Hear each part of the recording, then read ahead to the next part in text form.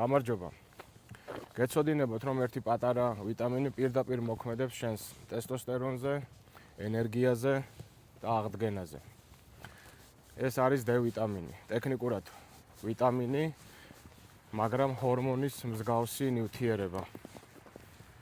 D ვიტამინი შესაძლოა დაგეხმაროს კალციუმის უკეთ შეწოვაში, კუნთებისა და ძვლების ამძლეობაში, იმუნური სისტემის გაძლიერებაში და რაც თავარი არის ტესტოსტერონის მხარდაჭერაში.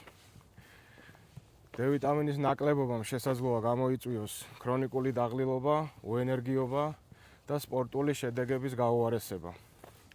D ვიტამინის მისაღებად საუკეთესო პერიოდი არის დილა, ჯანსაღ ცხიმებთან ერთად, მაგალითად როგორიცაა ავოკადო, ზეითუნიზეთი, კაკალი, კვერცხის გული. ჩემი რჩევა იქნება შეიმოწმოთ D ვიტამინის დონე, შეინარჩუნოთ ჰორმონალური ბალანსი და მაქსიმალური ენერგია.